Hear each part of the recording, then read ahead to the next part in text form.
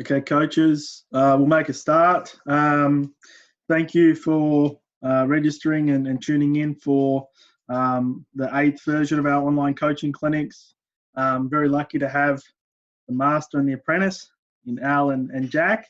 I know Al hates us saying that, but it's great to have a bit of diversity in terms of that coaching. People at different ends of the coaching spectrum and different ideas, and it's going to be two really interesting topics tonight. Looking forward to it. So please just stay on mute throughout. If you've got questions, flick them through to me. That's generally, and I'll just ask at the appropriate time. First up is Al McAughtry. Al's got an extensive coaching resume. He wouldn't tell you it himself, so I'll have to talk him up a little bit. He's obviously been involved for a long time as the director of coaching at Diamond Valley, but outside of that, heavily involved with Australian junior programs, both on the men's and women's side. Former long-time Victorian state coach, has been a SEABL head coach, Big V head coach, and a stint in the New Zealand NBL. So very well credentialed, but most of all, he's a great guy, great man, and always happy to share stuff about the game. And really looking forward to his topic today on mentoring coaches. I think it's important, obviously, for people in roles like myself. They're in those DOC type roles, but I think it's important for all coaches to understand, and I think it's going to be great. So, Al, I'll pass over to you, man. Hey, Reece and everybody, I really appreciate getting the opportunity to chat. I think over the last month or so, it's been a really good platform for all the coaches while we're in this situation, but hopefully it doesn't stop when we get out of this. I think it'd be really important to keep touch with coaches and keep the learning going. Today I want to talk to you about the side of mentoring coaches, and it is a difficult one, and it can change in some situations where your job description may need you to be doing different things. So it's not just head coaches mentoring. Assistant coaches can mentor. Head coaches from younger age groups can mentor up. I had a discussion today with Reece, and the idea of mentoring up is a brilliant one and a very underutilized one. So it is going to be a bit of a brief one, but it'll hopefully help. And so as Reece mentioned, just send him through any questions you have, and I'm happy to also take some emails if after the presentation. So I'm just going to head to my my screen and go through a bit of a PowerPoint.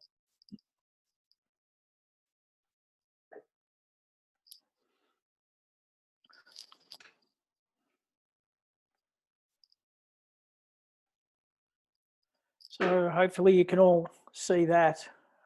So when I first started at Diamond Valley, I didn't really know in relation to mentoring coaches, and I hadn't had extensive background in other than just coaches being coaches and helping when required. And I definitely had an approach that I wanted to take because there was some very credentialed coaches there and experienced coaches that are still coaching today. So it was a bit of a shaky ground to begin with in relations about being a director or being a coordinator and how to best approach it. And one of the things that I thought I could do, just based on my own experience, was be a bit of a source of support and some guidance, but only when required, even though the committee or the club hierarchy might have wanted more of a stamp of a style of play or disciplining coaches if they're stepping out of line. And I just didn't really feel comfortable in that role. But one thing that I was certain that I could do was create opportunities. And that may come in the form of giving a person a job as an assistant with an experienced coach, finding out more about the club prior to going. And I always knew who Diamond Valley was, and they've got a pretty extensive history and some really good players and coaches have gone through there and are still there. And some have moved on, and that's okay. But one of the things that came back to me when I started there was I'd spent some time at Whittlesea, and like most of us, we fall into coaching roles. And I end up coaching my niece by accident. Their coach left partway through the season, and I think it was under 16 girls, and I had no idea what I was doing. And the guy to the left in the red here, Steve Ring, he was the DOC at Whittlesea, and became a really good friend, but was constantly pushing me to get out and see other coaches and go to clinics. And some of the clinics that were going on at the time were like Brett Brown might get 10 people to a clinic at Albert Park, and I just couldn't find my way to get there. I was either too busy, wanted to go out and about, all the stuff that we generally do. But these three fellas in the photo here, so Steve Ring, Pete Lonigan, and over here is Don Showalter from the USA Basketball. There's a link in here that's quite odd, but it'll give you an idea on just what you can do if you try and create opportunities and you take opportunities that are passed your way. So through Steve Ring, I'd heard about Coach Showalter, and they were buddies from a touring party that went from Australia to the Midwest. And he kept telling me about this guy, Don Showalter, how he's coaching in Iowa, and he's on a fast track, and next thing he's coaching in the McDonald's All-American game, and all he was a name and a guy that I'd heard about. I didn't know him from Jackie, but along the way, I meet Lono, and I know if I jump around a bit, just forgive me. It will link up shortly. I meet Lono, who everyone must know. If they haven't, they've got to get to know him. Really good coach, good bloke, and just a great teacher of the game. So Lono asks me and Steve Ring to go down to Frankston and be part of a domestic clinic where we would just be on court and supporting him. And I couldn't remember the last time I was in Frankston, let alone go there for a clinic for a bunch of domestic coaches. And the promise was you get to sit down with coaches and have lunch. And that was it. That's all that was promised. And finally, with some pushing, Ringy says to me, we've got to go and do this. You've got to get on court and get better. And so we're going down there. And it was an amazing, uncomfortable experience for me because there was a lot of coaches I didn't know, and a lot of people took the time to introduce themselves, talk the game. And the overriding thing was, hey, if you ever need anything, just give me a call, or hey, I'll drop you an email and we'll swap notes. And I thought it was amazing. And while it doesn't seem that strange now, back in the day, people were very, very giving of their time to help someone who had no idea and was really uncomfortable in certain situations.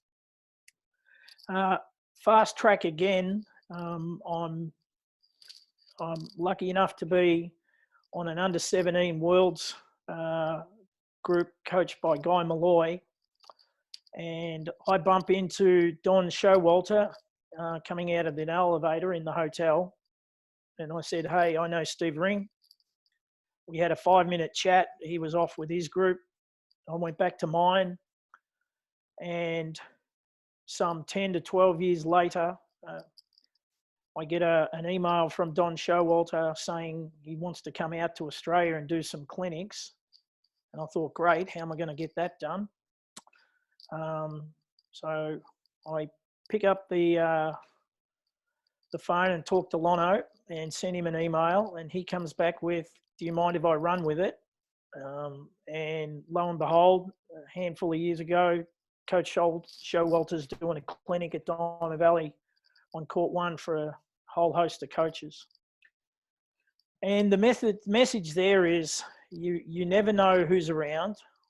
You never know who's going to help you. And as uncomfortable as it might be, put yourself out there, because these people have become, Steve Ring and Peter Lonergan have become a great source of friendship and guidance at times when I needed it.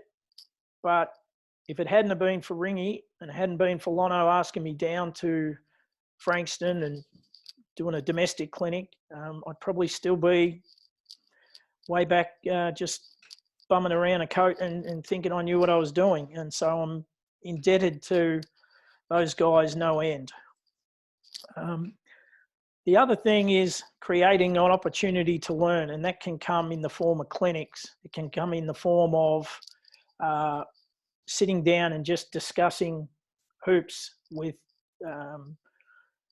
people younger than you, older than you, same age, but just shooting the breeze and getting a connection that doesn't necessarily mean that they're going to do exactly what you want, and nor should that be.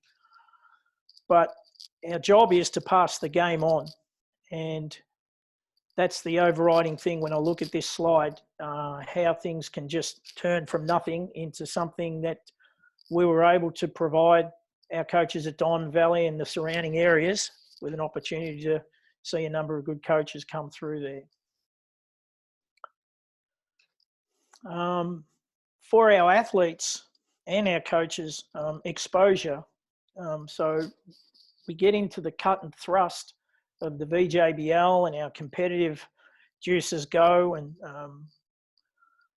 you know, as young coaches or coaches who are starting off, we get caught up in the, we've got to win. And that, you know, there's no one here that doesn't want to win games. But when I look at this and I have a look at the athletes and the people on this slide here. So here's a clinic at Parade College that Brian Gorgian came out to do with some Eltham kids and some Diamond Valley kids.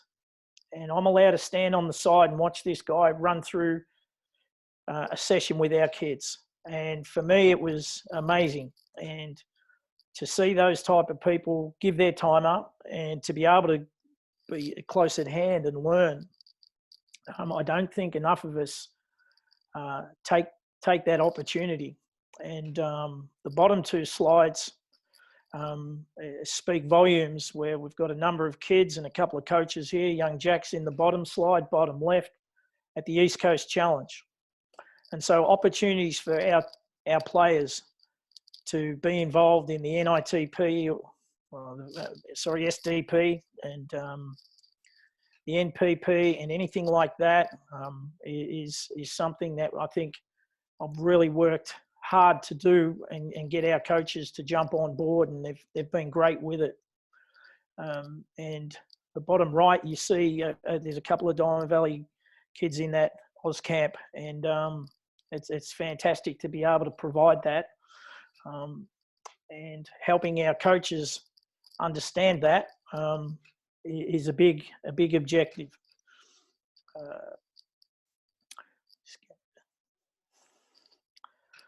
So the next thing, a progression for me, and I quickly learnt this, and the game's a bus stop. We're a bus stop within the game for a coach and for a player.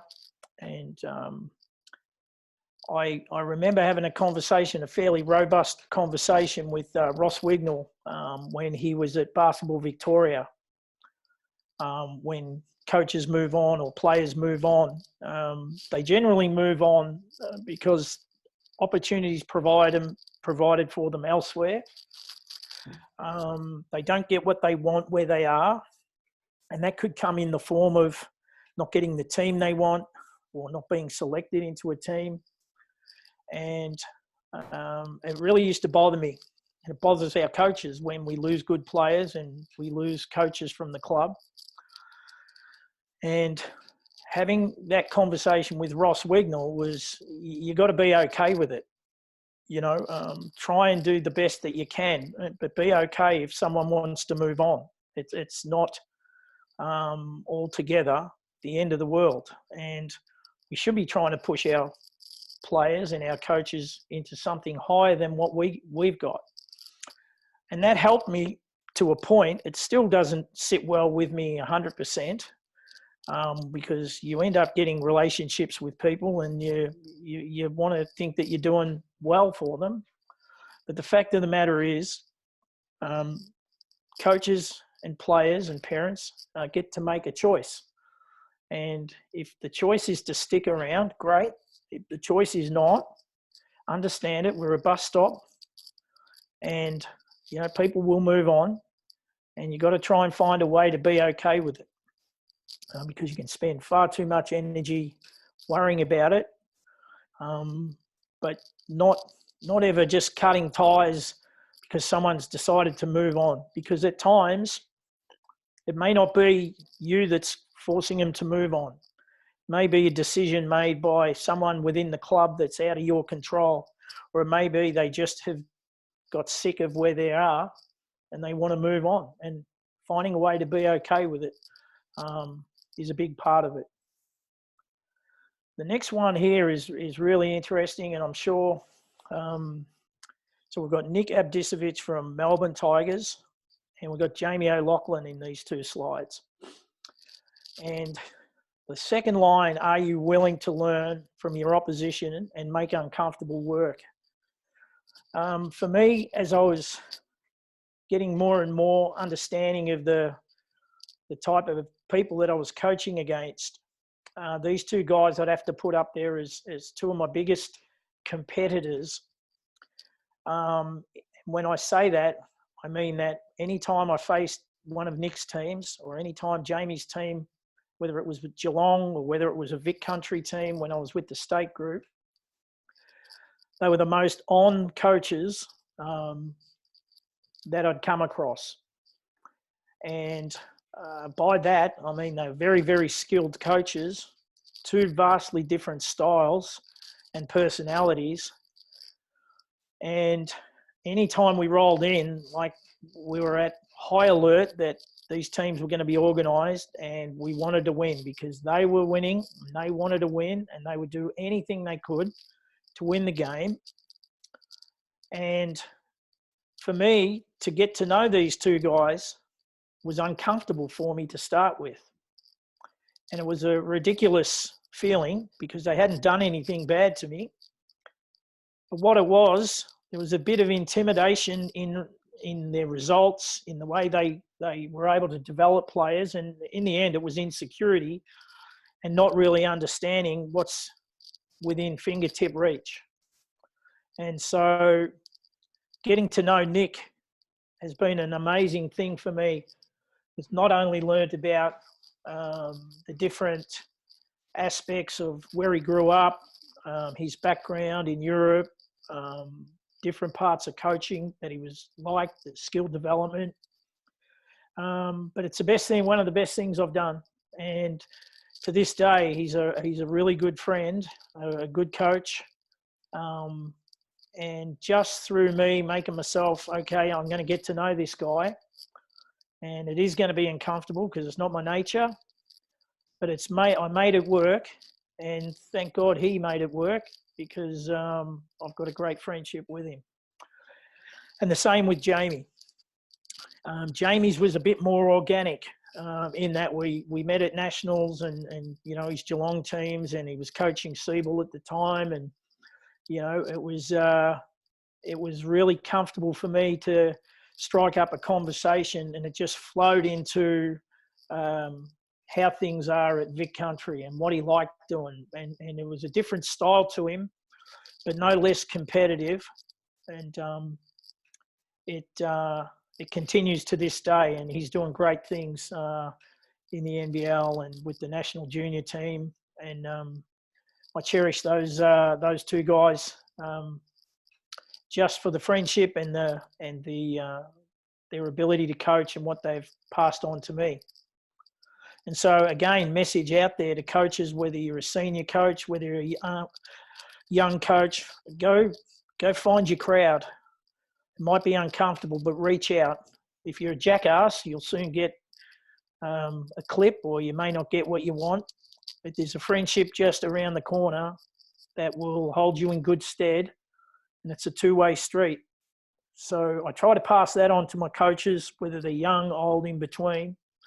Us older people are just a little bit more stubborn. But if I can do it, anyone can do it. I'm really proud of this one, like giving teams opportunity to coach and compete against the best. And by no stretch of the imagination, I've got to preface this by saying that I'm responsible for these teams making, or these coaches. So we've got club champs. We've got Ross and Jeff in the corner with the under-18 championship. Young Jacks in that group.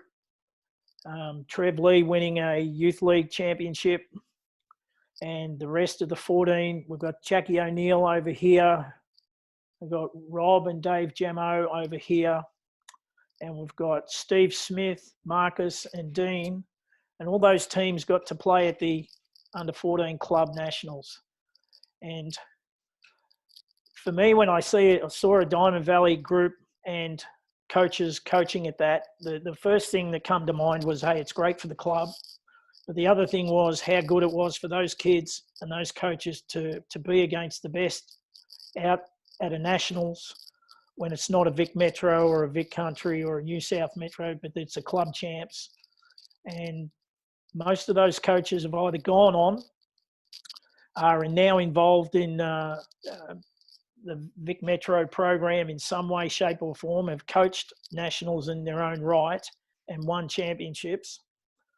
But getting them to compete and getting an opportunity for those folks to compete against the best, and a lot of work by other coaches went into that. My role was just, how can I support them? And if they needed the support, they could have it. And if they didn't, I understood it. But they've all become very, very good coaches in their own right. And I really like digging out the pictures of these. I'll get to this. This is another source of pride, and it takes many. And sometimes as coaches, we get pretty much caught up in, hey, I developed this kid and this is one of my kids, and et cetera, et cetera. And I think the fact of the matter, it takes so many coaches, both at state level, national level, domestic level. Their journey along the way is theirs.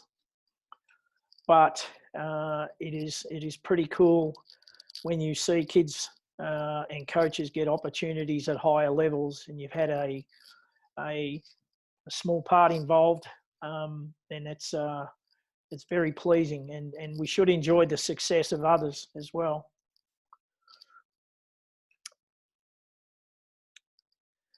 This last one, I think, is an interesting one. So you'll see a number of slides. So here's that under-16 girls team that I end up falling into coaching role with them, and they had a bit of a grit about them. They were no easy pushover, either at practice, either on the court or off the court. It certainly taught me a lot, and they were great. They were good days. And so you fast track it from here, and this is a photo with the under-19 group at the Worlds with some really good coaches and fantastic players. And to think I would be here one day, over here another day, and then sitting on a WNBL bench assisting Guy, I just never thought it would happen. In my wildest dreams, and a stack of work went into it. But these people along the side here, the people that came across or I came across, that without being mentors, were just so willing to share the wealth. And there's some pretty prominent names down there, and not always was the conversation my way. So there's times where you're going to get a clip. There's times when your mentor, your head coach, or you're an assistant coach, it's your role to help them along, and sometimes the conversations are tough to have, but they need to be had. I seriously, again, had no idea what I was doing here, and along the way, lots and lots of hours of work, lots of uncomfortable times, but lots of investment and support by people on the side here, and other coaches, even to this day, has given me a really, really good 10, 15 years of basketball and learning, and it doesn't stop. It's just a matter of, are you willing to be pushed? Are you willing to do the work? And how are you then going to pass it on to the next person? Because I did not know all of these guys along the side, these coaches and people. Charles Ryan was a massive influence, quite an intimidating guy in the court, but for some reason took a shine to me. And along with Ross Wignall and himself and a number of coaches, kicking and screaming, dragged me along to a point where I was able to experience a lot of things. And so as we sit back a little bit later, and I review that last slide, we weren't great that year, but I certainly learnt a lot, to the point where the guy standing up coaching, again, has become a really, really good friend and continues to this day to help me do what I'm trying to do with the club or with young coaches or older coaches. So I'll just stop sharing that, and where are we? Yeah, no, you're done, mate. Are we good? Yep, you're good.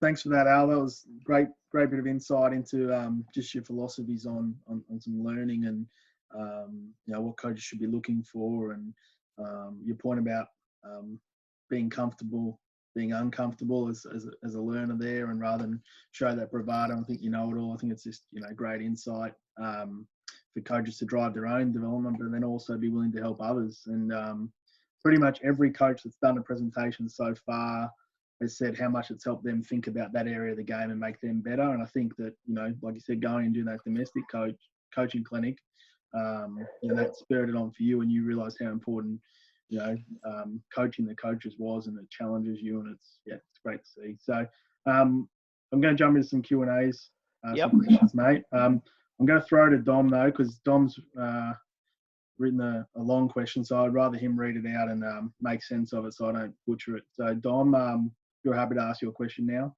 Yeah, thanks, Reece. Al, I was just wondering about, I guess, conversations between a mentor and a mentee, not always, I guess, comfortable, especially, I imagine, with mentees that you approach as opposed to someone who comes seeking mentorship. So how do you suggest, I guess, leaning into those conversations so that the mentee then either becomes comfortable and is able to progress the conversation themselves, or your kind of relationship organically kind of grows? Yep. Great question. And sometimes it's a little bit of a feel. If you've had general discussion with the coach and you know that they want to learn, and they know they're have an appetite to get better, seeking them out to, sometimes they won't come to you. They'll sit back and they'll think, for whatever reason you haven't got time, or they feel uncomfortable on how to approach it. For you to go seek it, I think is something that have an understanding of, okay, is this like, if I was to go and try, and I'll use Trevor Lee as a great example. And Trevor Lee is, he's been around, and he started to understand more and more, not so much about the game, but people aren't trying to tell him he was no good at this, or you've got to change that, or else you won't be any good. Because I just knew that was, because while I'm learning to get to know Trev more than I knew of him, just talking to him about hoops and just getting their idea in general and sort of phasing it in, getting a lead into, hey, what do you think you need help with? Is there anything you need help with? So putting it back to them, open the question, putting it back to them, and it may mean that you just leave it for a bit. But because there's a difference between going and mentoring people like that, who strong personalities, have a background in the game, still putting in at the club, but there's more to them. There's no way Trev would have been able to cope with a little guy walking up and going, hey mate, you better do it this way or else, because the gloves would have had to come out, and Trev's a big fella. So finding a way in, mate, and finding if they want to learn, and seeing how far you can go with it. And sometimes it's good to just leave it with them and see if they come back to you with it. I hope that kind of helps there, Dommy. I'm happy to have a chat off the screen if need be. But yeah, just using your own feel for whether the guy's how is he going to take it? Flipping it over, and how would you take it? Graham walks up and hits you between the eyes. You've been hit between the eyes. He's trying to help. How am I going to take that? And then sitting down one-on-one away from basketball, grab a coffee, sit down one-on-one, and go through it. And don't be frightened to put it on them. And if you're the mentee, don't be frightened to hold the guy to account. Just say, hey, I'm not sure where you go with that. I certainly had some unbelievably tough conversations with Ross Wignall that I look back at now, and I thought, he must have thought I was a jackass. But I didn't see what he was seeing. But he took the time, and, not easy conversations to hear. And I think it goes both ways for the mentee and the mentor. Awesome. Thanks, mate. Thanks, Reece. No worries. Thanks for that. Awesome.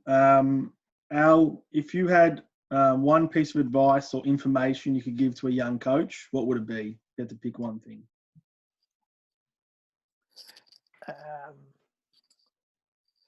Do something with the information that you get. So go watch coaches, go seek out coaches, and do something with the information. People will soon dry up if changes aren't made, or they don't see you do anything with it. And one big thing for me is watch games. Go watch a game. Go see what other coaches are doing, and go with an open lens. Don't go in there with I'm from Broadmeadows, I'm going to go and watch Eltham, but I don't really like the Eltham coach, whatever. Just go watch and see what you like, but do something with it. Don't pay it lip service. That's probably my best. No, that's good, mate. That's good. How do you go mentoring a young coach that's in sort of a hurry to get to the next level or the next thing? You want to keep them passionate, but you want to keep them in a bit of a sense of reality of where they're at. How do you sort of manage that? Well, I try not to talk about my journey too much because it doesn't resonate with them. Yeah. I guess for me, it goes back to what are you doing off the court? Who do you like to watch? So probably more of one-on-one, sit down and say, well, here's what we can offer you here. Here's where you might go and talk to that coach, or let's go to a clinic, and then sort of flip it back to them and find out more and more how much time they're willing to do for no pay. Yeah. How much of their time are they willing to invest in their own? And, it's not going to be perfect, and you're not going to have all the answers for them. But if someone is looking and saying, I want to be where that person is, and it's not fair, he or she got that job, it should be mine. Sometimes there's just nothing you can do other than support them, and coaches will make a choice. They'll stick around, or they'll leave, or they'll, and it's just being okay with it. But probably not to judge them too harshly. Be there for them. At some point the well's going to run dry, and you can only offer so much. But be there for them, whether they're at your club or not. Yeah. There's some really good coaches that aren't at our club that still keep in touch, and you just be happy for others' success. We've got too much time to be spending on other things. Yeah, for sure. Al, you mentioned about style of play, and I know we've spoke about this offline, but can you just touch on sort of your philosophy around that as a club, because and sort of why you don't like to influence? I know you briefly mentioned at the start, but just unpack that a little bit more for everyone to understand. Sure. So a number of places, and look, Jack Fleming, for me, apart from everything else that he does, he's kind of like the poster child for not having to have him bounce to the tune just because the club are saying you must run this or you must run that, purely from a point of view. I think the Southern Pen guys do it pretty well with this, where they have a style of play and they want their coaches to do it, and they educate along the way. If we were to put Jack Fleming in a box and say, if you don't run the triangle or you don't run flex, I think we would have lost him, because he has a voracious appetite to learn. And it would have, I think we just stifle their not creativity, but their willingness to go and look outside the club. Now, I spent a lot of time with Shuffle, just through the national program and working with Guy and understanding it. And, my discussions with Nick along the way, and Guy and all those folks who love it, and, cops a rap, bad rap. And for mine, some coaches can deal with that and understand it, and some can't. And you can spend a lot of time forcing coaches to do things just because the club said you have to run that. I look at it and say, what benefit is it to the players? What benefit is it to the coach? Is it going to suit that coach? So it's a bit of an individual thing for me. I really want our coaches to go and watch what the Eltham coach is doing. Go sit in and watch a Southern Pen clinic. Go watch Werribee. Go watch whoever it is, and find out what they like teaching. Because in our area, there's a 30K radius, there's a dozen clubs, and it's not that hard to get to. So if they don't like what they're getting at Diamond Valley, they can move on, and there's plenty of people who will have them. And so part of progressing them, if all they knew was Shuffle, or all they knew was flex or the triangle, then how am I going to be able to do my job to be able to help them improve if this is all they're dishing up at where I am? And so that's, I know it doesn't sit well at times with the club hierarchy and other coaches and other DOCs, and that's okay. Yeah, it's just an approach that I took, and probably Jack's the poster child for that. Yeah, so it's very much around them, sort of going on the coaching journey themselves to find their own, sort of style and things like that, and that's part of their development. So it's Yeah. like I said, not everyone is that way. Yeah. They'll have different approaches, but yeah, it certainly is good for people to get a bit of understanding of that as your approach. Al, as a DOC in a program, especially big programs like yourself, you obviously can't get to every team all the time. Yep. It's a lot of conversations, a lot of work.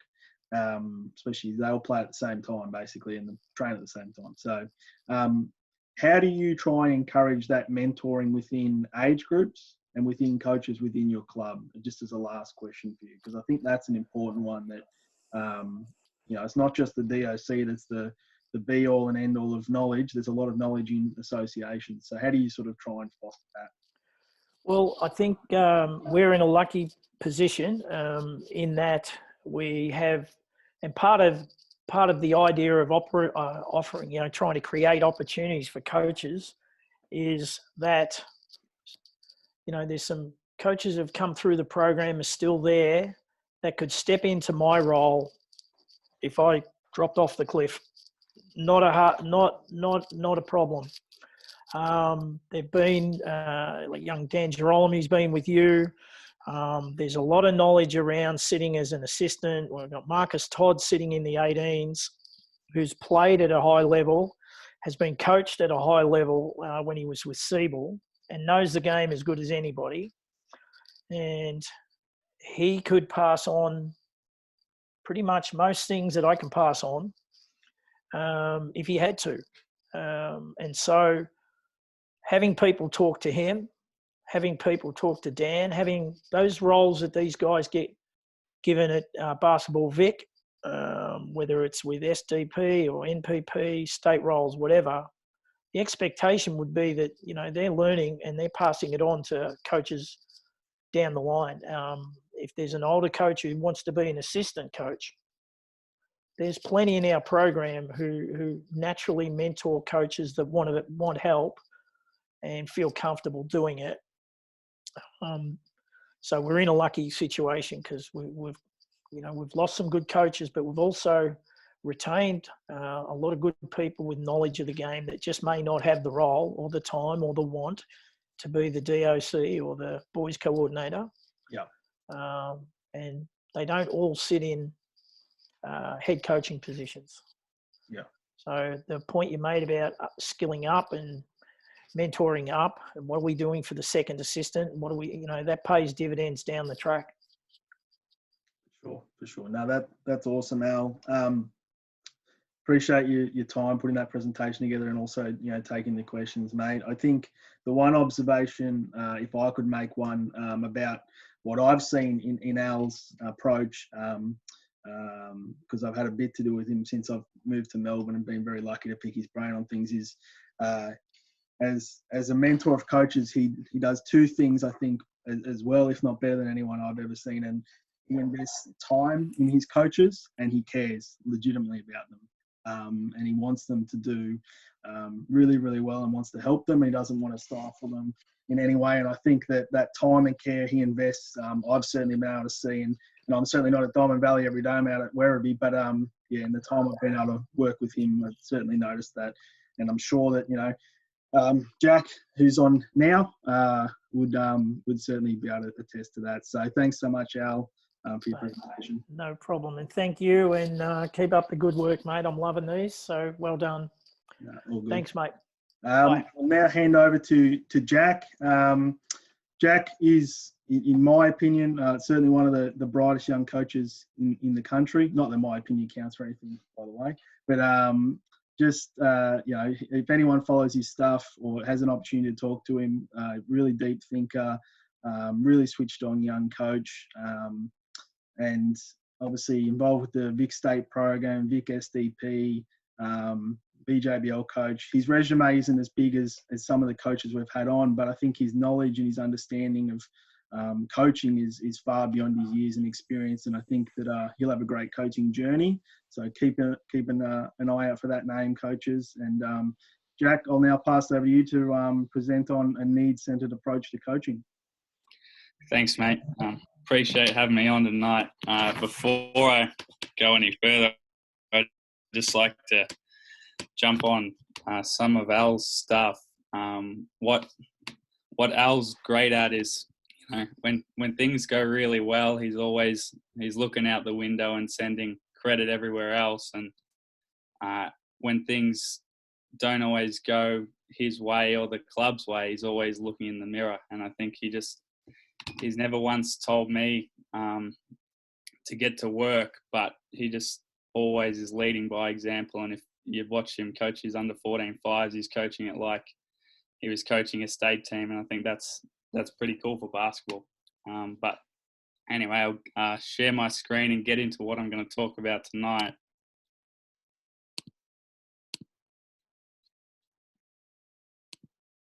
Is that all good, Reece? Yep. Sweet. Okay, so I'm sure a lot of people might be thinking, what is a needs-centered approach to coaching? And we'll get into that as we go, but it's just basically a problem and a dilemma that I've been going through as a coach. And it all sort of starts with this from Elon Musk, the man who runs SpaceX and Tesla. Just aspire to be a little less wrong.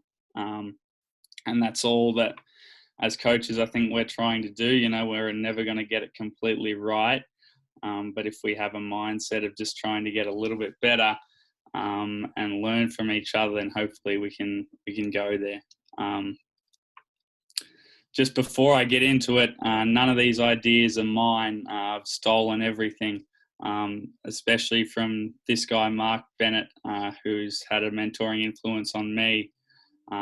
One of his main guys, Alan Keane from the UK, and this guy, Nick Winkelman, who wrote a book called The Language of Coaching and runs the head of athletic performance in the Irish rugby program. So these are all their ideas that I've sort of taken and adapted in my own way. And also everything's been done before, and I'll reference that a little bit tonight. But I just want you to, before I go, this is just some context. So at the moment I'm coaching at Box Hill. Also lucky enough to be an assistant with our Vic Metro men and head coaching our under 14 Diamond Valley boys. And those are the under 14s are the ones who I'll probably make the most reference to tonight. But I just think that context does provide some clarity. So yeah, that's where I'm lucky enough to coach at the moment, or once we get back into real life. If you could just type into the chat, what's the first word that comes to mind when you think about athlete-centered coaching? I'll try and get some interaction with the learning. Just the first thing that comes off the top of your head. I'll give you 15 to 20 seconds. Because as I've gone through this journey, I've been really, kind of confused as to that word athlete-centered. Like, what does that mean?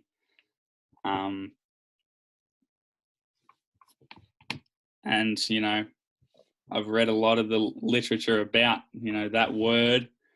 And I can see some of the things coming up, autonomy, personality, focused on the player, improvement, and I completely agree.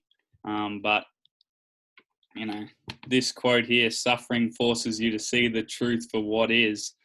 I've definitely gone from when I began coaching that, I was just basically copying how I was coached. I was, laying into kids, ruling the practice with an iron fist. And then as the journey went on, I've been on the other end of the spectrum where, and this is where I think I got confused, like about athlete-centered coaching, that it just means that you're always asking questions and you're everybody's friend. And, this is forced some harsh realities on both ends of the spectrum that, neither is really true. You can't always be the nice guy, but you can't always be Bob Knight. There's a balanced approach, and that's where this terminology, needs-centered approach coaching sort of comes from. That it's more that athlete-centered coaching and coach-centered coaching operates on a continuum, where down the end there on the left, you've got, Bob Knight, ruling and running, practice vigorously and ordering everybody around. And then, you've got the other end, Phil Jackson asleep on the bench there, Rodman and Jordan and those guys have got it covered. And this is where I think, for me, this terminology really suits what I believe, is that it's not about being one or the other. It's about, who do I need to be right now that's best for the athlete's needs? Because sometimes, they need to figure it out or be comfortable with the mess. And then other times we don't have time for that and we have to get to the point. So what I'm going to do tonight is, try and talk about some methods that I've gone about bringing those things to life. Here's just a little bit of my spin. Coaching with a needs-centered approach uses the full toolbox, from asking to telling, drilling to games, Bob Knight to Phil Jackson, based upon the needs of the athlete in the present moment and with the end in mind. So I'll just raise your awareness of this point by showing two clips of Steve Kerr going on both ends of the needs spectrum of coaching. So Steve Kerr is always innovative. How about letting the players actually run the huddles with his kid? He takes the grease board and he hands it to Andre Iguodala. Guess who's coaching the timeouts of the huddles tonight? The Golden State Warrior players are going to do this themselves, and the coaches have abdicated responsibility and given this game to the players. And I thought, wow, that's pretty cool, but you can't do that every time, can you? And this is kind of the other side. No, we led the league in assists this year, right? We led the league in pace. We led the league in scoring. We did it by being patient, by moving the ball, hitting the open man, and having poise. I don't recognize what I'm seeing. So I guess, that's kind of the art of coaching, knowing what your team needs right now in the moment. And that's been a real challenge for me, trying to work out, when to step in and when not to. So by copying some others, I've tried to create a framework for how to bring that to life. Here's Elon Musk again with his car. What I'm going to talk about tonight is not the interesting, it's not the flashy car, it's not the what, it's not the X's and O's, but what without how is useless. What without how is like having the fancy car without the driver. The how is how we deliver the information, how we bring our knowledge to life, and how we translate it to the players. And to me, that's more important than what you run on sideline out of bounds. If you can't get your players to do it, then it's fairly useless. This quote matters a lot to me after watching a lot of clinics. You do not rise to the level of your goals, you fall to the level of your systems. And we see a lot of fancy, signs on the wall or values lists or those kind of things. But if you don't have a system to bring it to life and be able to apply it every day, well, then it's kind of useless. So we're going to try and bring as much as we can to life today and make it actionable. So this is sort of where we'll start. Who am I coaching? Where are we going? Why are we going to do it this way? What's the value? And then how are we going to bring it to life, which is really, really important. I think everything always starts with who, who trumps everything. Who are you as a coach, and who are your players? If you can't connect to that, you're going to have a really difficult time translating your information. And every player is different, and every player is at a different stage in their journey. And one of the ways that I've tried to find out, what stage of the journey these little under 14 boys are at this year is through the use of a program called Equilibria in sports. And all it is a 35 question personality test that provides us with dominant colors of the brain. So you'll see here there's 4 colors. So on the left, the red, that is the doer, the action taker. The yellow is the socializer. The green is the thinker, the analytical brain. And the blue is the relator, the empathetic part of the brain. So this really simple test that anyone can do from 7 years old has given me a brilliant insight into the tendencies of my athletes and even of myself. And that's given me a platform to make them aware, but also helped me to communicate with those guys. So I'll just show you how the results come up. So my dominant E colors are red and green. So I'm 32% red, the part of my personality that helps me take action. I'm 30% green. My analytical, brain, my 600-page PowerPoint that I got ready for a 45-minute presentation. I'm 22% blue, the relator, the empathetic part of my brain, and 15% yellow, the socializer. So we all have all 4 colors within us. We're by no means placing somebody into a box, but what we're doing is we're making them aware of their personality. And the framework of the company is that, if you think of your personality as the tip of the iceberg, and then underneath you've got the rest of your iceberg, and that's your character. So your personality does not equal your character, but it does give you some awareness into who you are, and then also who your teammates are. So part of what this is recognizing your strengths and your potential limiters. So as a red-green dominant personality, my strengths are that I like to get things done. I like to take action quickly. And I like to think about information deeply and create lists and those kind of things. But my potential limiters are that sometimes I'll take action without, including my players, or, I'll take action without including my assistant coach.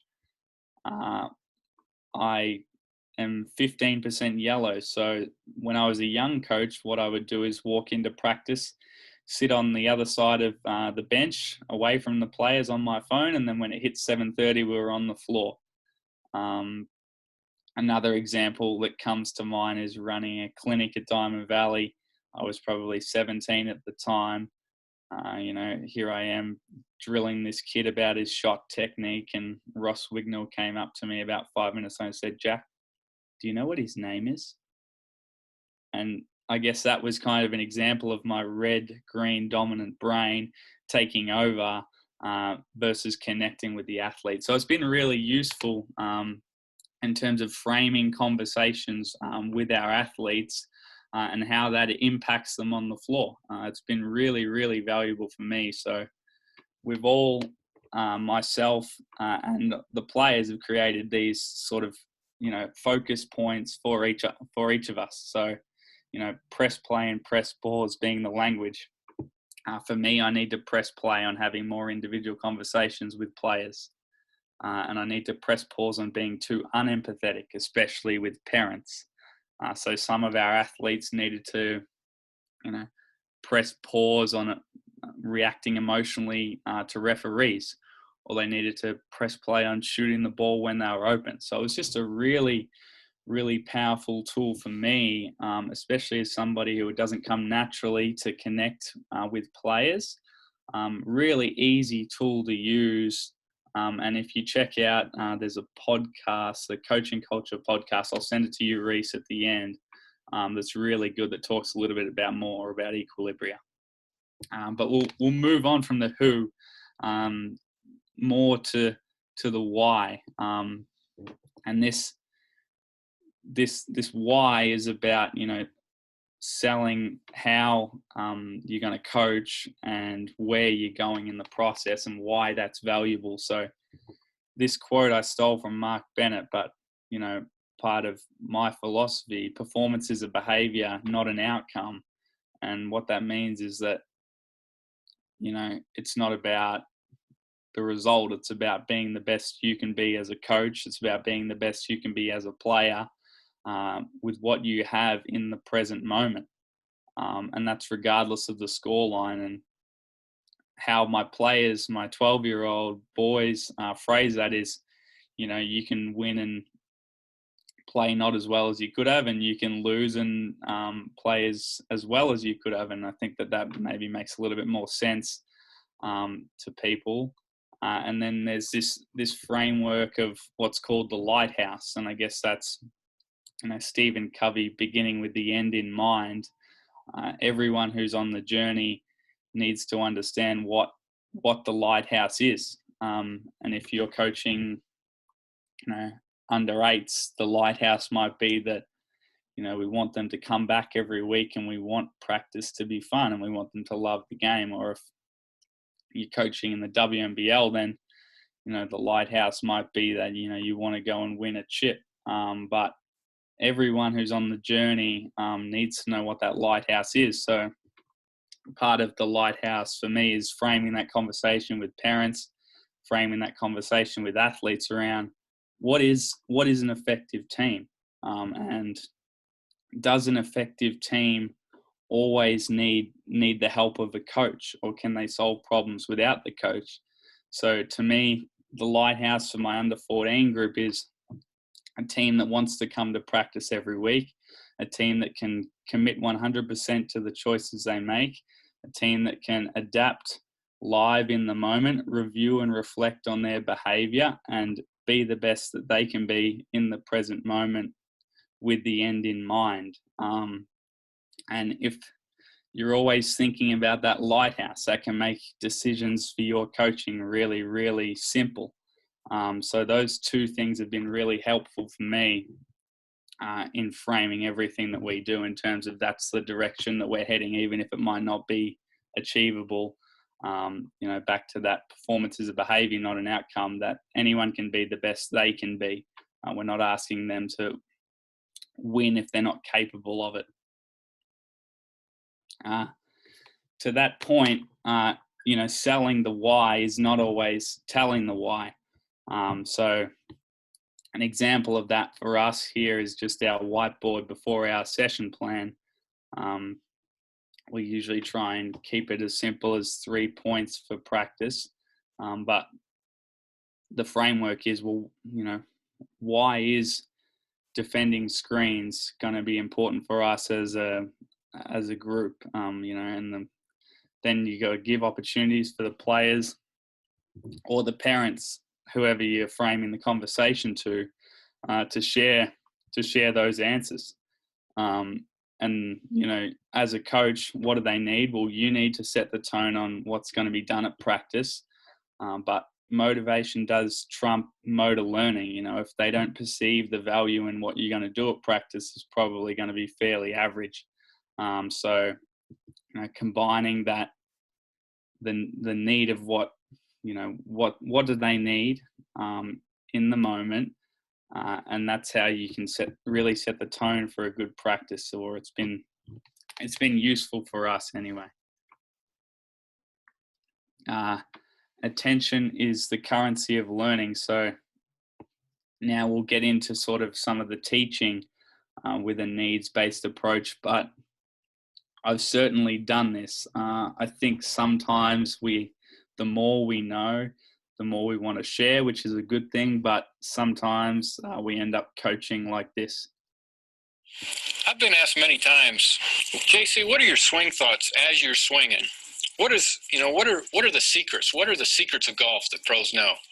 Well, I heard this one time, and I remembered it. It's really, if you write this down, it really helped. What I try to do, I try to flat load my feet so I can snap load my power package. That way I can amplify both lag and drag pressure through impact fix. As long as my number 2 power accumulator doesn't break down, I can reach maximum centripetal force with minimum pivotal resistance. You see, the pivot is the utilization of multiple centers to produce a circular motion for generating centrifugal force on an adjusted plane, plus the maintenance and balance necessary to promote the 2-line delivery path.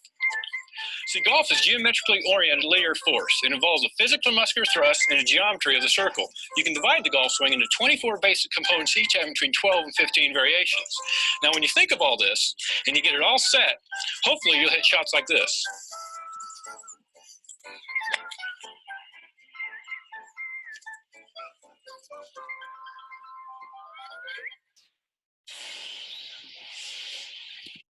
Apologies for that being a little bit long, but my example of that is when I'm doing strength and conditioning coaching and I give 18 cues, and then the athlete walks up to the bar and says, so what do you want me to do? And we only have this limited amount of attention that we can cater for. If our athletes don't focus on something, ideally the right thing, they can become distracted by anything, especially as the number of choices increase. So this really comes back to deciding on what's most important to you as a coach in any phase of practice, and being very clear about exactly what that is, because the game is extremely complicated, and depending on the experiences of your athletes, you don't want to make it any more complicated than it already is. It's so dynamic. It's a wicked environment. So the better we can paint the picture of what success looks like, the more chance we have to narrow their focus and not overstimulate their brain. So with that, part of it is creating very clear success criteria for every single phase of your program. So without a pre-agreement between the athlete and the players, it's very hard to hold people accountable if they don't understand what they're being held to. So think about any disagreement you've ever had with somebody. It usually comes down to expectations and confusion about what's been agreed, whether it's, you were supposed to cook dinner, but you didn't tell me, yelling at a player, but they're confused because they don't understand what you're after.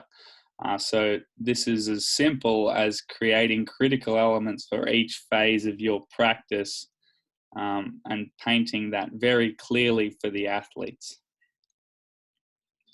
To my next point about creating success criteria, this is, I think, something that drives every coach crazy.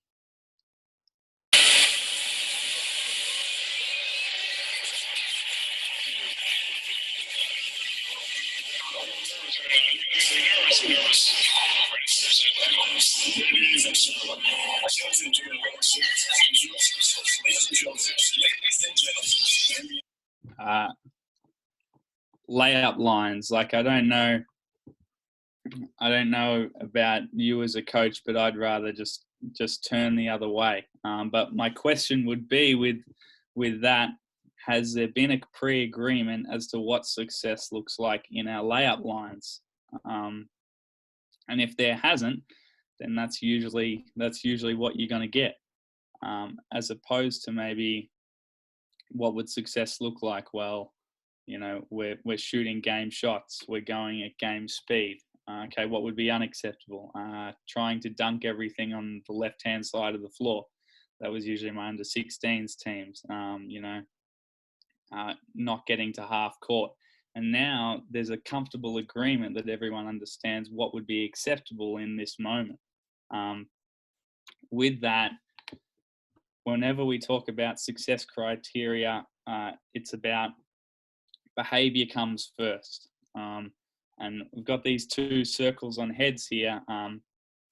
Our friend Tyrone is at the front there with a plate full of food. And then Troy's at the back there. And myself and my assistant always have these discussions about whether we should play Tyrone or whether we should play Troy. Tyrone is red dominant. He's a doer. He's going to, get after it. He's not going to hesitate, but he also might shoot the ball over the backboard and forget who he's guarding. Troy is an intelligent player, but he's also a little hesitant. What we see here is, Tyrone's behavior. He's willing to commit to go get that plate of food. He's going to get what he wants first, and then figure it out along the way. So whenever we evaluate success, we always want to talk about behavior first, because without that commitment, without that intent, how can we coach footwork, or how can we coach the technical, tactical details of the game if we don't commit 100% to the choices we make? So,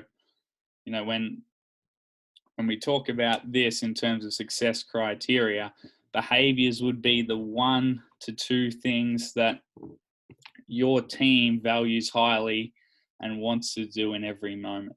So with our under 14s group, it's really simple. It's committing 100%, or what they call work ethic. It's teamwork, or what we call using the rule of 3, which is what I'll get into after, and it's positive communication. So those 3 things always come before the technical and tactical, and those don't change throughout the season. That's what we expect. It's what we think we can do every time, and then we get to the nitty-gritty, and that's how we evaluate our success. And we sort of phrase the term, you have to earn the right to be coached technically and tactically.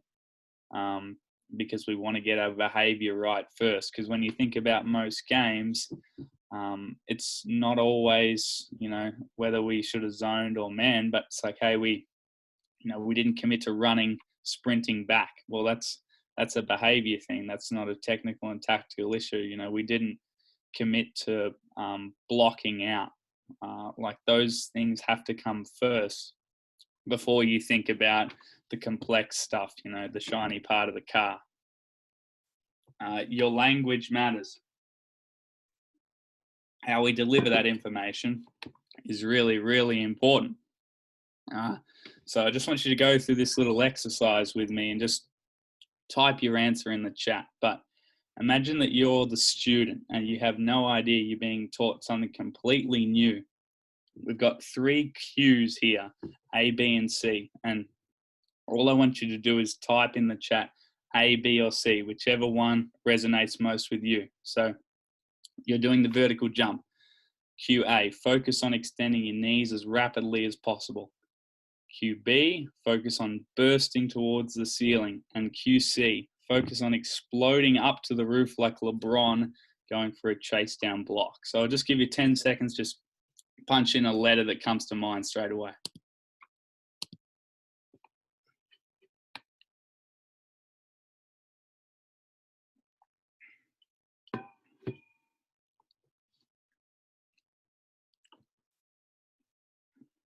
Excellent.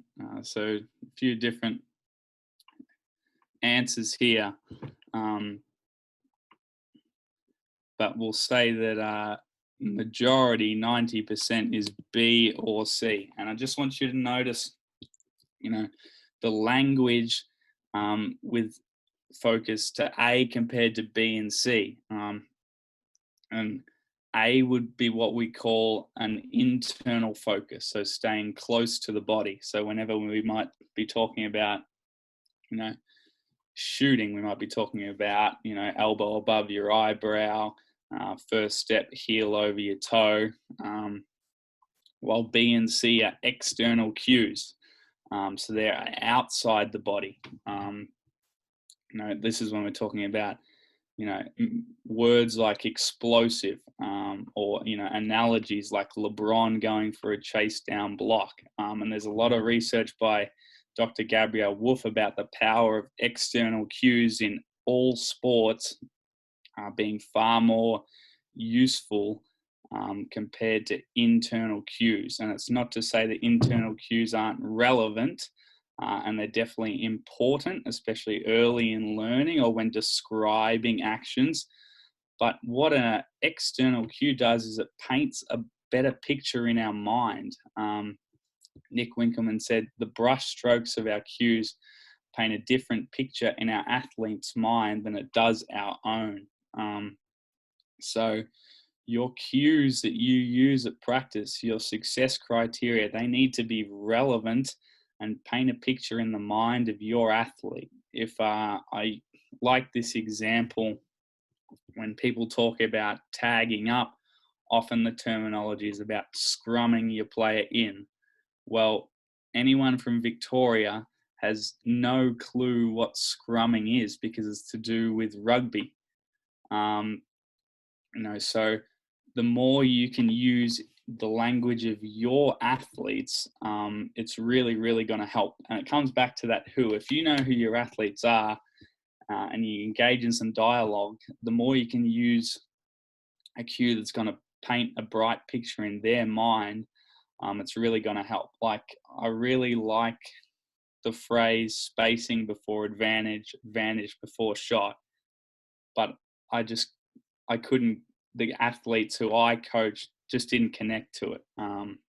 So, whatever, you can't be married to the fancy cues that you only want to use. You want to just make sure that it connects to your athlete. Move on to feedback. So feedback is the metaphorical heartbeat of deliberate practice. And the best example I can give is there's this study about nurses and doctors getting worse with experience over a 20 to 30 year course of their career versus surgeons who, have been shown majority to improve over the course of the career. And the heartbeat of that is practice. Is feedback. Surgeons, they're being videoed when they're performing surgery and they review that. Doctors and nurses, for the most part, are receiving no feedback. So how we deliver that feedback is really, really important. And feedback can be a barrier. Sometimes more feedback can be worse. So how we deliver it and how we go about it, we're painting a picture in the athlete's mind, and we don't want to paint one that makes no sense or overloads them. So this is a big one for me that I've invested in heavily this year, and it's called the Rule of Three, and it's from Mark Bennett. So what we would do in most phases of practice is we would paint the success criteria, we would use our cues, and then we would follow this order to deliver feedback. So we would always want the athlete to have an opportunity to evaluate themselves and critique themselves first. And then we would ask the peers to critique each other. And then we would go to the coach.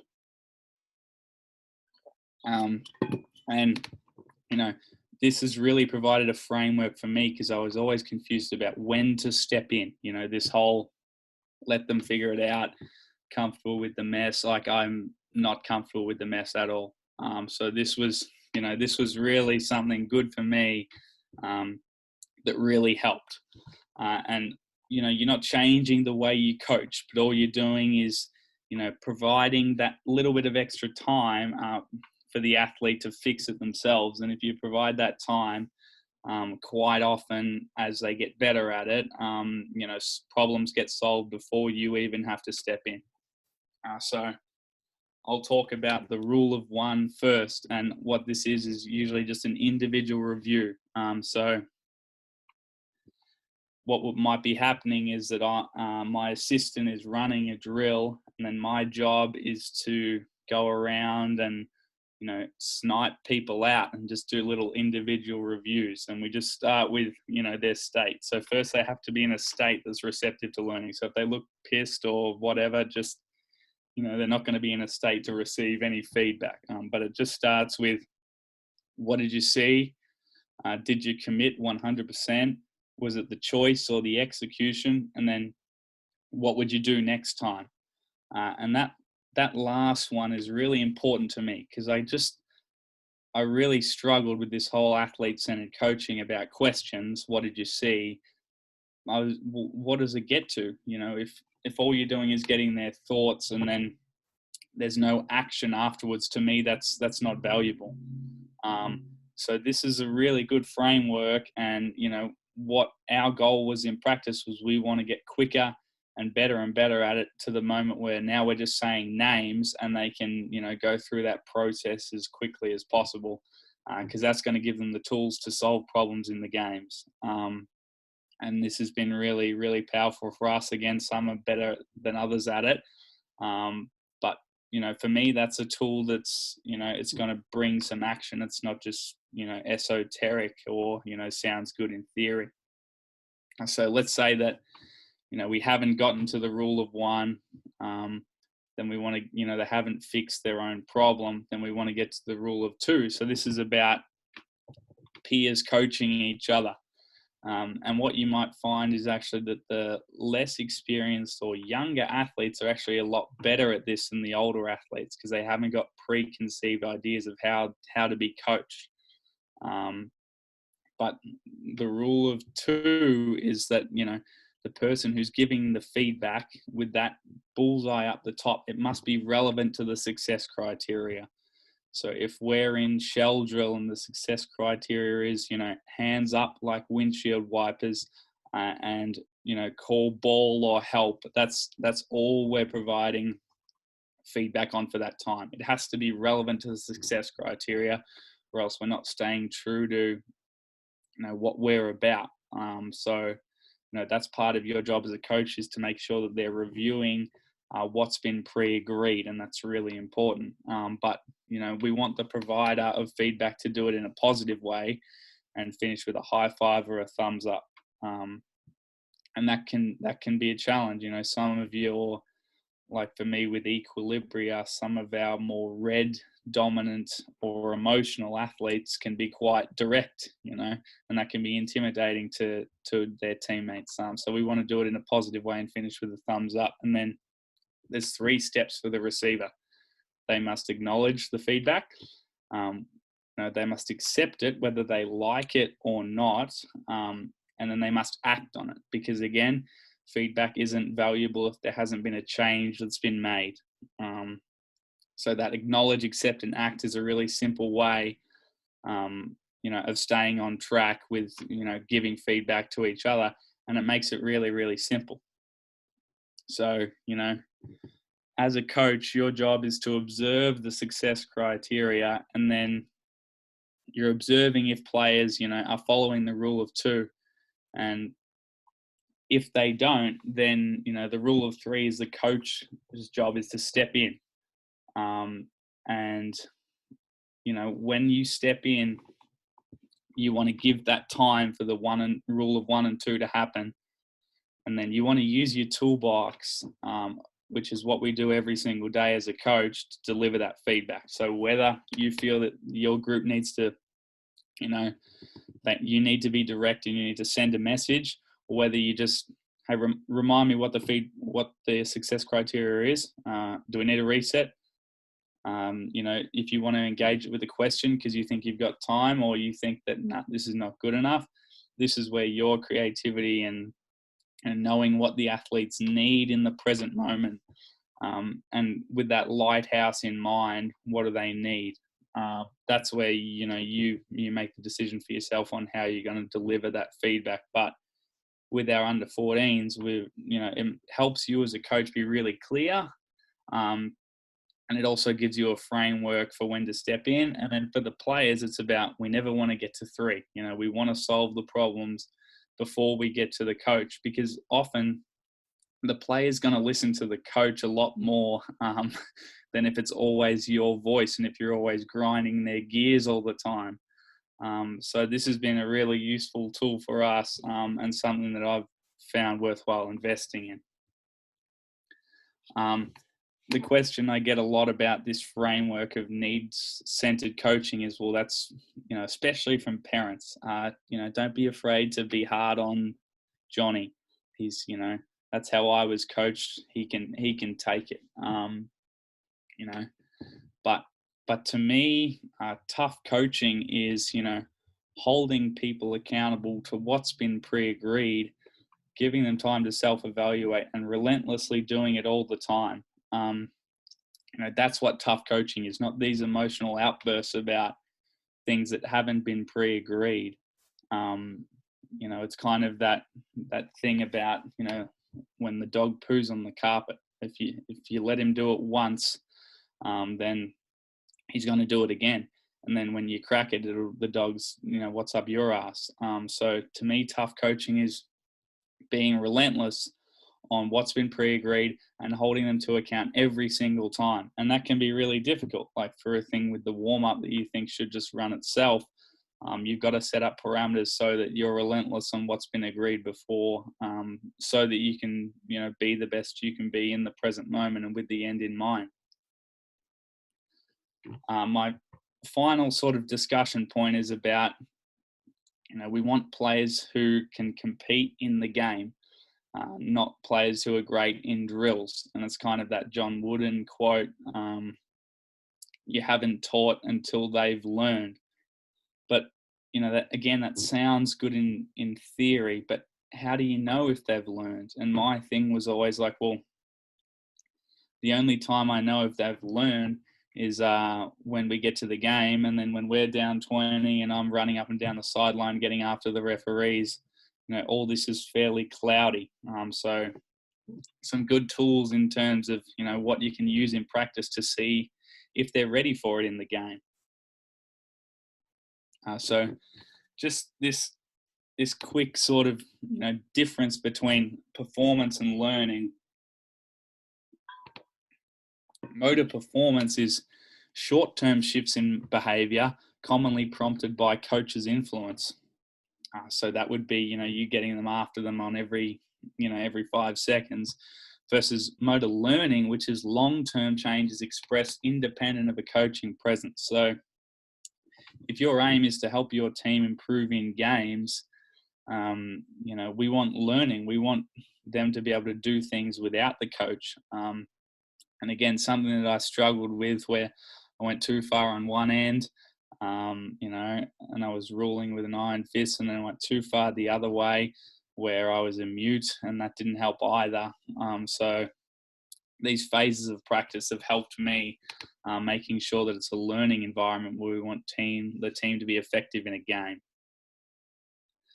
So, you know, again, stolen, but these 3 sorts of phases of practice: learning, teaching, and recall. And they've really helped me, especially this recall phase, in terms of when to step in and when not to. So I'll just show you the subtle differences. So you'll see on the far left there, the teaching phase. So these are usually things that are early in learning or that they don't know. And I mean, that's down the coach end of the spectrum. They don't have the information, and they need to be taught. So there's kind of the process, you know, describe it, demo it, cue the success criteria, cue it as they go, let them do it, and then debrief. So, you know, that's things that they don't understand yet. You know, the needs approach is they need to know, you know, they're not just going to make it up by themselves.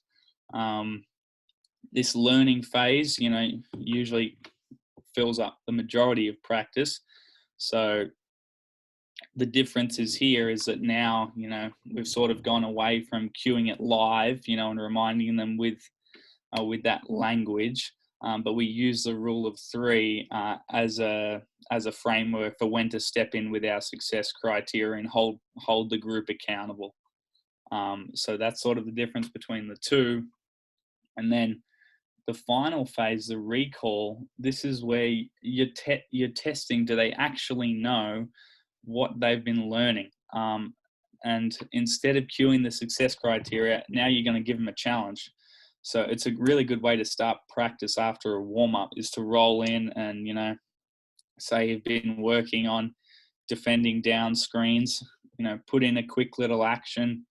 Maybe it's 3-on-3 with some, down screens that they've never seen before, split into two teams. One coach can, give ideas to the offense, and then the defensive team, let them go, let them play it, make it as difficult as possible for them, let them help each other, and then you'll be able to see where they're at. And that's been really good for me. And with these three phases being on a continuum, you can go from a recall phase back to a teaching or a learning phase. Okay, so often my assistant coach will come up to me, Jack, they've got no effing idea what they're doing. Great. Okay, so we go back to a teaching phase, reteach it or add something new, and work through it. And they're ready when they're ready. If it takes a month for us to get down screens right, well then it takes a month. And this has been a really useful tool for us, especially as a coach, for understanding when to step in and when not to step in. So something to definitely worth thinking about, and just makes it really simple. You've got three phases of practice that guide your feedback as a coach. I'll just close up here. So in order of what we went through, who are you coaching and who are you, and then establishing a baseline for where everybody's at in their journey, setting the direction, where are you going, establishing a lighthouse, because everybody needs to know that along the journey, and selling the why, which doesn't always mean telling the why, because we know that without motivation, nothing is going to happen. Narrowing their attention and focus to what's most critical to you as a coach, and then using language that connects to their needs, and what's going to help trigger their memory.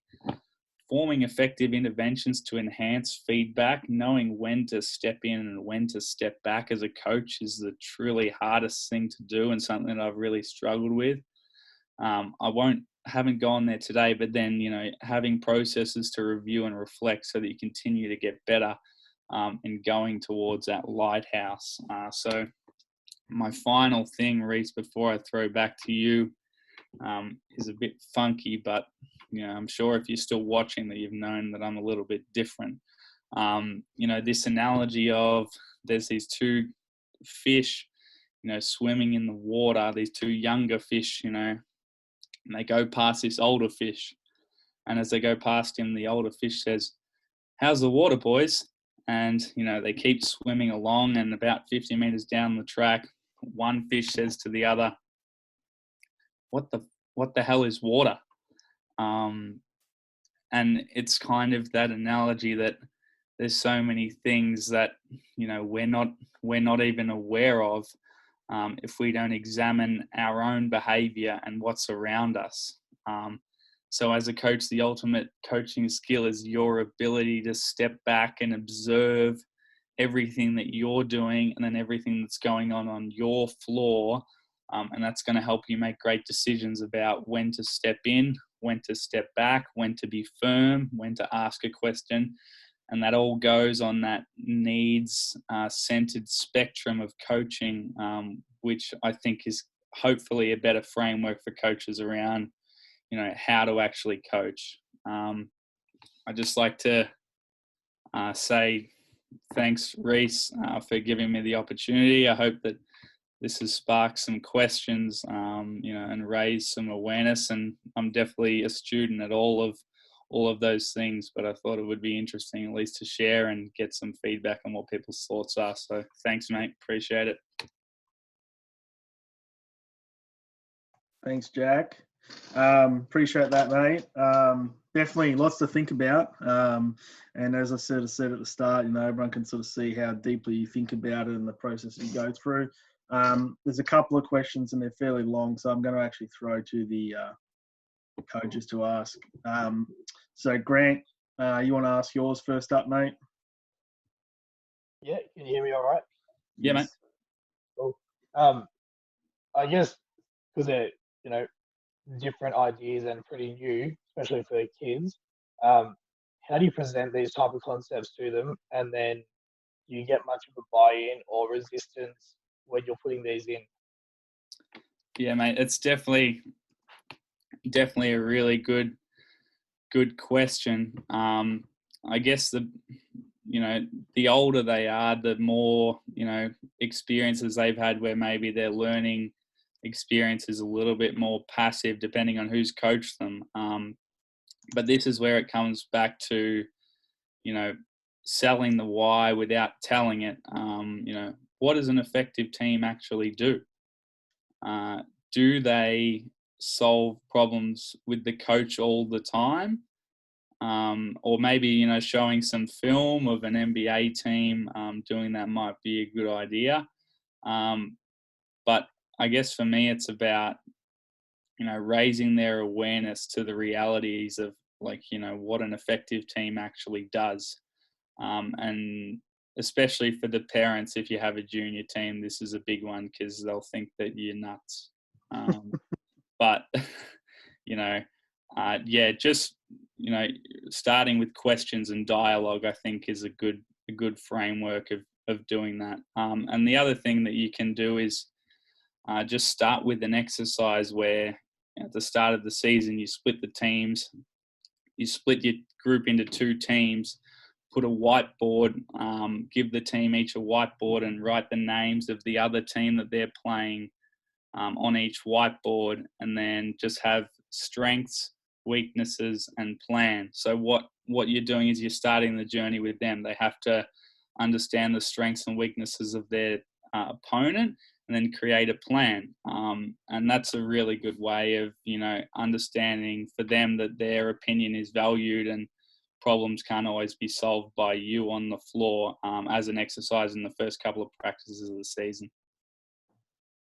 Yeah, no, that's a good point. I imagine, Jack, as you probably heard me laugh. I think that would be the challenge sometimes with parents, other coaches. Seeing that different style and approach. You're obviously lucky that you've got a pretty good supportive director of coaching and some people around you that will back you in. But yeah, I can definitely see that would be a challenge, and how you communicate that would be important.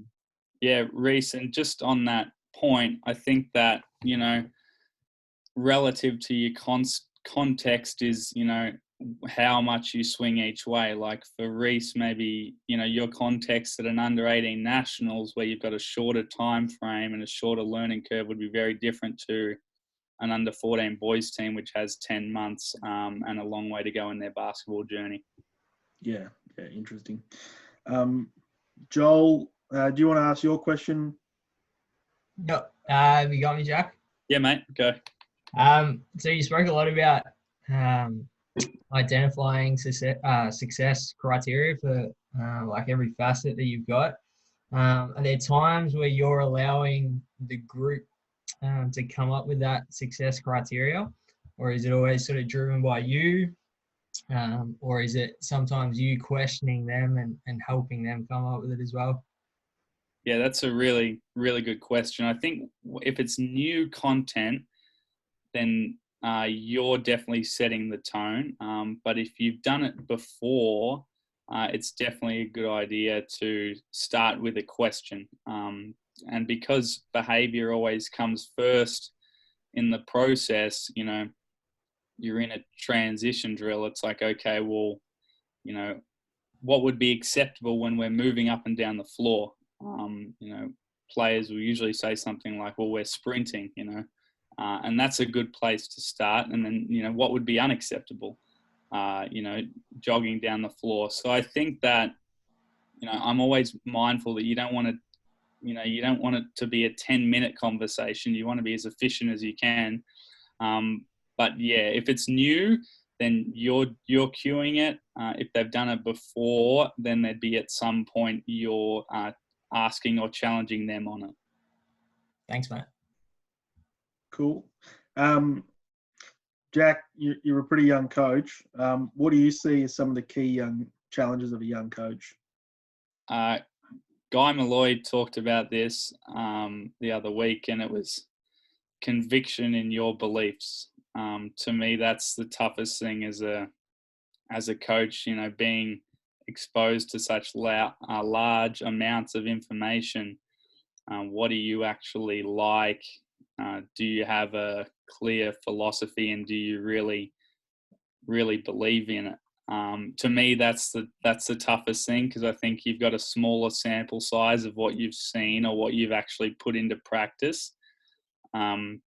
So I think constantly challenging those beliefs and putting onto paper or creating little PowerPoints like this around what you believe. And that's something that's transient and always changing. But to me, that's the toughest thing is, prioritizing what you believe. Cool. Kind of off topic, but you're the presenter, so I can ask you. What do you, obviously, your knowledge is outstanding, but what have you as a coach got to get better at?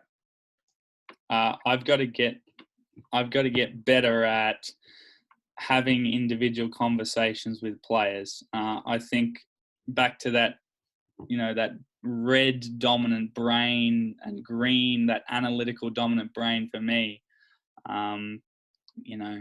In my ideal world, maybe 5 or 6 years ago, I could easily run practice without really having a conversation with any players. So for me, it's something that I need to schedule.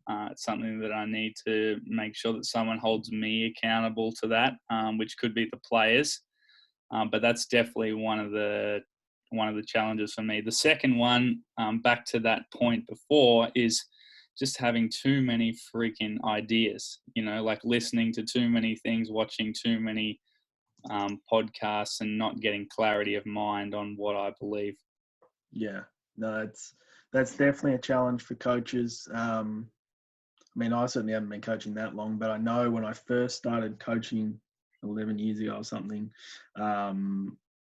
there was a lot of info out there, but not as much as there is now. Podcasts, things like this. There's so many things, and it's definitely a challenge to the coaches to work through and stuff like that. Yeah. It's just on that, if you ever get a chance as a coach to listen to Mike Dunlap, it's always about, if you could only choose 3 things on defense, what would you choose? If you could only choose 3 things on offense, what would you choose? And I think continuing to ask those questions can really help. If you could only choose one, what would it be? Yeah, clarity. Yeah. Right. Tom, you want to ask your question, mate? Yeah, I was intrigued by that one about equilibrium in sports, because I'd be surprised if I'm not even more on the red zone than what you are, but I'd be curious as to where we can get the test. Oh, yeah, sure. I'll send it. I'll put it in the chat right now, but it's a free test. Or if you just Google Equilibria, or the app is called eColors. All right, thanks. No probs. Awesome. I think that's it, Jack. So, obviously, thank you so much for that. I thought it was some great insight, and really liked how you focused on trying to put yourself in the shoes of the player. Sorry, got that back to front. And of what they'll be considering, what they're learning, and how you can adapt that. I thought that was some really good stuff there. So, appreciate you presenting to us and giving up your time, and obviously. Wish you the best of luck in the rest of your coaching journey, mate. And thanks again. Thanks, mate. Thanks for having me. And there's been a lot better and more experienced coaches than me, so appreciate it. No worries at all. Thank you, everyone, for tuning in. I don't know what's happening. And we'll see you next week.